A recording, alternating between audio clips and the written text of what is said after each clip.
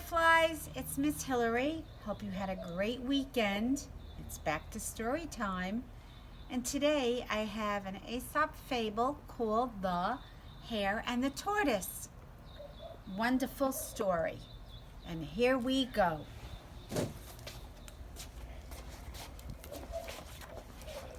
The Hare and the Tortoise. Hare was the most boastful animal in the whole forest. On this fine sunny morning, he was trotting down the forest path singing, "I'm handsome and clever and the fastest hare ever. There's no one as splendid as me." Hedgehog, Mouse, and Squirrel watched him from a fallen log.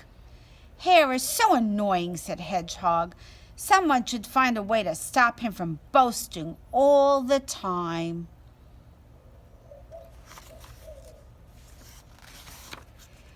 "I'll get him to stop," said Squirrel, and he jumped onto the path right in front of Hare. "I'm as handsome as you are, Hare," he said. "Look at my big bushy tail." "It's not as handsome as my fluffy white tail and my long silky ears," boasted Hare. "Well, I'm as smart as you are," said Mouse, hurrying out to join them.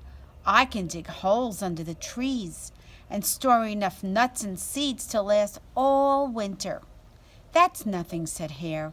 "In winter I can change my coat to white so that I can hide in the snow."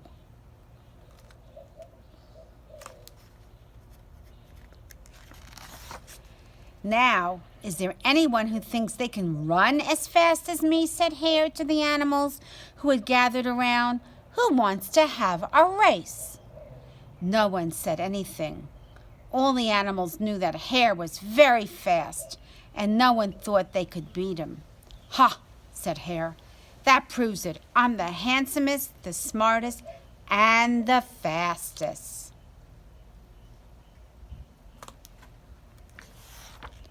"Excuse me," said a small voice. "Yes," said Hare, turning around. "I will race you," said the tortoise. "You?" said Hare in amazement. "The slowest, clumsiest animal on 4 legs?"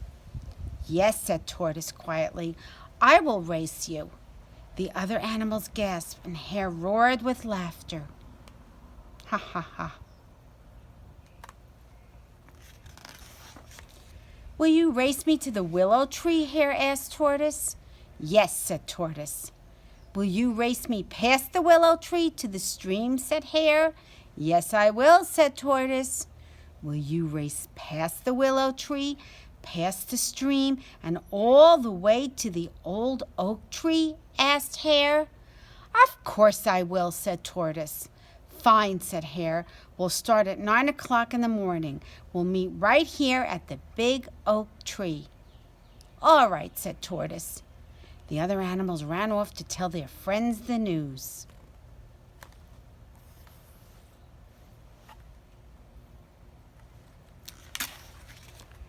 The next morning, the forest was buzzing with excitement. Everyone had turned out to watch the big race.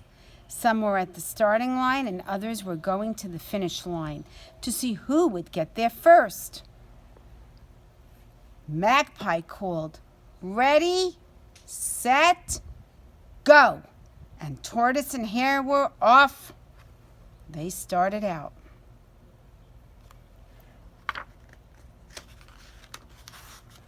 Hare shot past Tortoise in the crowds, and when there was no one to show off for, he slowed down just a bit.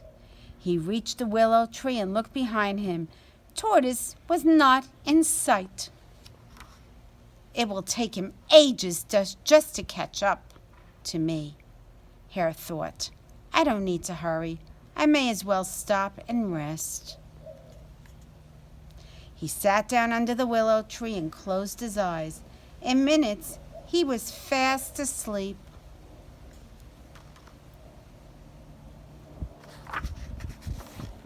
Meanwhile, Tortoise just plodded along.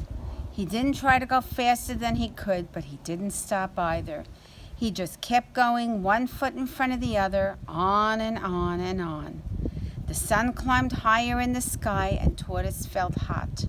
But he still kept going. His stubby legs were beginning to ache, but he knew he mustn't stop. Hare just kept on snoring under the willow tree.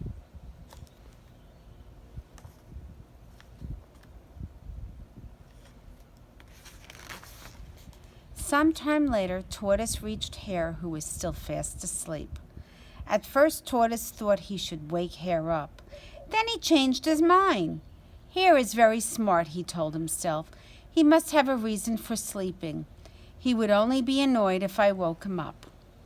So Tortoise left Hare sleeping under the tree and went on his way, one foot in front of the other, walking slowly toward the finish line.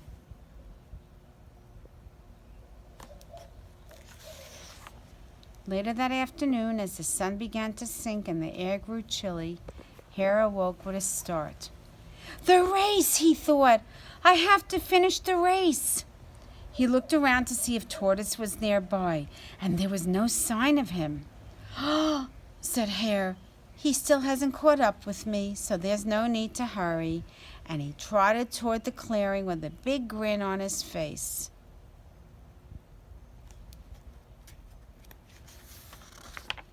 And as he got near the finish line, Hare could hear cheers and clapping.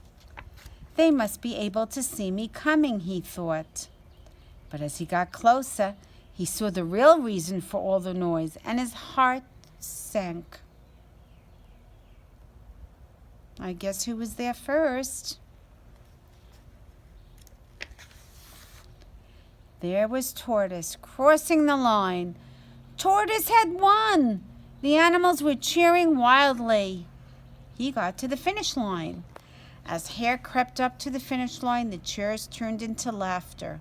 His ears turned bright red and drooped with embarrassment.